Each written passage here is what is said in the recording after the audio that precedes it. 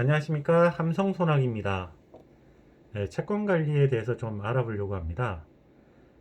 채권 관리는 계약서 작성부터 강제 집행을 해서 돈을 회수하는 데까지 일정한 절차에 따라서 돈을 회수하는 그 방법에 대해서 좀 알려드리고자 하는데, 채권 회수 절차 순서는 어떻게 되느냐.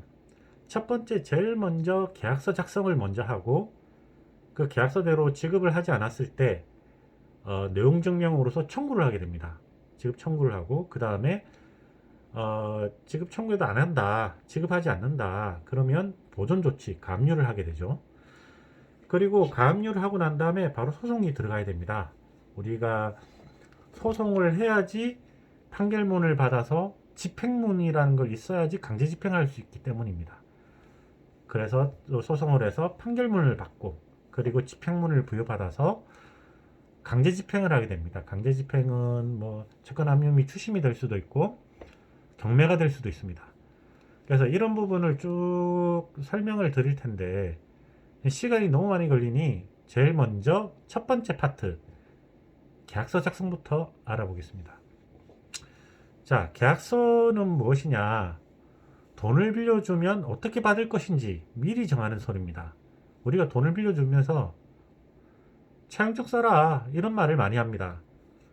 그리고 뭐 이걸 고급스럽게 이야기할 때 금전소비대차 계약서다라고 말을 하기도 하는데, 이 사실 두 개는 엄연히 다른 소리입니다. 어떻게 다르냐? 자, 차용증은 어, 일단 채무자만 작성합니다. 채무자만 작성을 하고 돈이나 물건을 빌려갔다는 그 확인을 하는 거죠. 나 언제 뭘 빌려갔다. 그리고 언제 줄 것이다. 뭐 이자는 얼마다. 뭐 이렇게 간단하게 적어 놓습니다. 근데 이것은 정식 계약서가 아니기 때문에 뭐 큰 효력은 없고 단지 쓰임이 딱 하나밖에 없습니다. 나중에 돈을 안 줬을 때, 소송할 때 증거 자료밖에 안 됩니다. 그 증거 자료로 활용할 수 있는 거죠. 그런데 금전소비대차 계약서를 쓰게 되면 두 사람이 모두, 채권자 채무자 모두 이름을 쓰고 도장을 찍죠. 기명 날인하게 됩니다. 그렇게 되면 둘 다 이 계약서의 효력이 두 사람을 구속하게 되죠. 우리나라는 계약 사적 자치 원칙이 있는 나라입니다. 그 말은 무슨 말이냐면은, 계약서의 내용은 개인이 알아서 정해라. 그 대신 그 내용을 지켜라. 이게 계약 사적 자치 원칙입니다. 그래서 이 두 사람이 금전소비대차 계약서를 작성하는 순간 이 계약서를 지킬 의무가 있습니다. 그래서 우리는 가능하면 금전소비대차 계약서를 써야 되는 거죠. 그리고 차용증은 돈이나 물건을 빌리는 겁니다. 물건도 빌릴 때 쓰는 거죠. 이건 어떤 거냐? 예를 들어서 축구공을 빌렸다. 그럼 그 축구공을 다시 돌려야 됩니다. 다른 축구공을 가져와서 이 똑같은 축구공이다 하면서 주면 되느냐? 안 됩니다. 만약 이런 수가 있죠. 이 축구공이 뭐 돌아가신 할아버지가 선물해 준 거라서 아주 뜻깊은, 나에게는, 다른 사람은 모르겠지만 나한테는 이게 정말 중요한 축구공이다. 그런데 빌려간 사람이 다른 걸 주면 안 되겠죠. 근데 금전소비대차 계약은 한마디로 금전 뒤에 소비대차라는 단어가 붙었습니다. 그래서 소비대차 계약입니다. 소비대차 계약은 뭐냐? 그냥 소멸성입니다. 소멸성. 예를 들어서 쌀을 한 바가지를 빌렸어요. 그래서 배고파서 밥을 해먹고, 그러면 빌려온 그 쌀을 그대로 돌려야 되는 것이냐? 아니죠. 그게 아니고 똑같은 양의 똑같은 성질의 쌀을 한 바가지를 주면 되는 겁니다. 이게 소비대차 계약의 특징이에요. 그런데 여기에 금전이란 단어가 붙었죠. 그러면 똑같은 돈을 주면 됩니다. 빌린 돈 그대로 아니야. 빌린 돈을 그대로 주면 됩니다. 이게 금전소비대차 계약서입니다. 그러면 이 금전소비대차 계약서 작성은 어떻게 하느냐?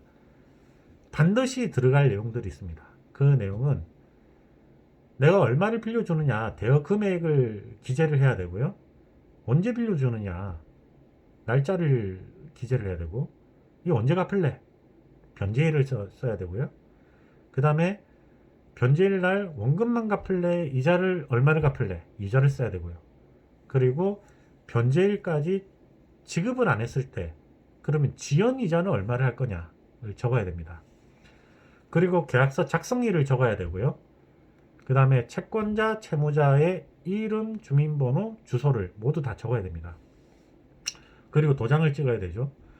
근데 도장은 사실상 막도장을 찍어도 상관이 없습니다.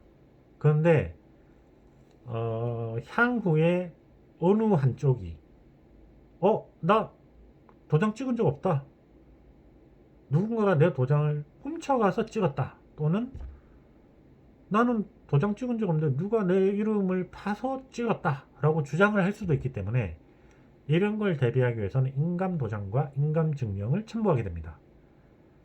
그럼 오리발을 못 내밀게 되죠. 그 자체로 그냥 효력이 발생해 버리니까.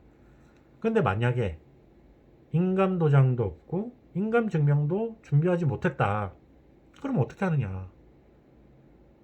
그렇다면 그냥 이름 뒤에 사인하고 지장도 찍고 해가지고 이 두 개를 다 해놔야 최소한의 대비를 할 수 있습니다. 자, 여기까지 하고요. 다음 시간에는 차용증과 금전소비대차 계약서 작성 예시를 보면서 간략하게 좀 말씀을 드리도록 하겠습니다. 감사합니다.